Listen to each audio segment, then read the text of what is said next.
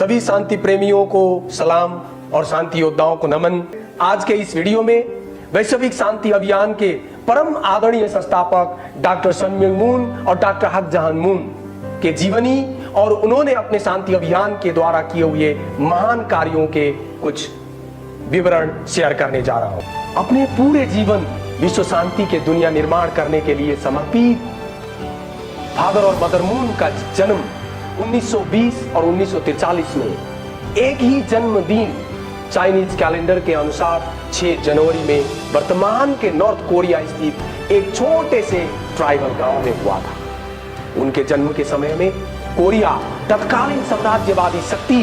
Japan द्वारा शासित था। एक असाधारण प्रतिभा के धनी फादर मून ने कोरिया के आजादी से पहले ही जापान जाकर वसेडा यूनिवर्सिटी से इलेक्ट्रिकल इंजीनियरिंग की पढ़ाई किया है। जापान में रहकर अध्ययन के दौरान फादर मून को जापानी साम्राज्यवाद के विरुद्ध के अभियान में सहभागी होने के आरोप में जापानी पुलिस ने अनेक बार गिरफ्तार किया था। अंततः दूसरे विश्व युद्ध में जापान के पराजय के बाद 1945 में जापानी साम्राज्यवाद से कोरिया आजाद हो जाता है। ऐसे कठिन समय में जन्म लेकर भी फादर मून बचपन से ही दूसरों के भलाई के विषय में और संपूर्ण देशवासी की ही नहीं पूरी मानव जाति के दुख कष्ट और पीड़ा से मुक्ति के विषय में सोचते रहते थे। दुर्भाग्यवश आजादी के बाद कोरिया दक्षिण और उत्तर करके 2 हिस्सों में विभाजित हो गया। साउथ के तरफ डेमोक्रेसी और नॉर्थ के तरफ तानाशाही कम्युनिस्ट शासन शुरू हो गया। नॉर्थ कोरिया में जेल यातना और जीवन मरण के संघर्ष को सहते हुए फादर और मदर मून दोनों साउथ कोरिया में शरणार्थी हो जाते। फिर भी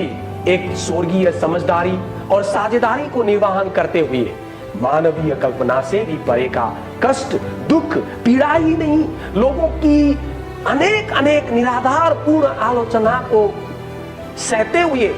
झूठे प्रचार और झूठे मुकदमों को सामना करते हुए सिर्फ अपने ही देश में नहीं अमेरिका तक के जेल जीवन को मिलाकर 6 बार की कठोर जेल जीवन सहन किया है। 6 में से 5 बार की अन्यायपूर्ण और कठोर जेल जीवन की यातना तो फादर मून ने मदर मून से मिलने से पहले ही अकेले झेल चुके थे और 6वीं बारी की जेल जीवन को फादर मून ने अमेरिका में झेलते वक्त मदर मून ने शांति अभियान के कामों में कुछ भी आंच आने दिए बिना नेतृत्व की थी। फादर मून को जेल में इतनी अमानवीय यातना से टॉर्चर किया जाता था कि दूसरे जेल जीवन के समय में तो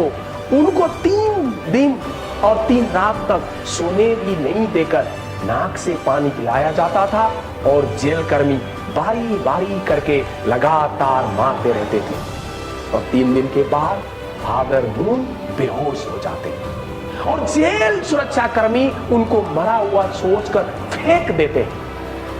बाद में फादर मून के दोस्त को सपने में बोला जाता है कि जेल के आसपास जाकर ढूंढो तुम्हारा दोस्त मिल जाएगा और जब वो दोस्त फादर मून के लाश जैसे शरीर को लाकर 7 दिन तक जड़ी बूटियों के द्वारा उपचार करते हैं फिर भी होश नहीं आता है और अंत में उनके अंत्येष्टि की तैयारी हो जाती है और अचानक फादर मून होश में आ जाते हैं और 4थी बारी के जेल दूसरी बारी से ज्यादा कष्टदायी थी। इस बार फादर मून को झूठे मुकदमे में दोषी करार करके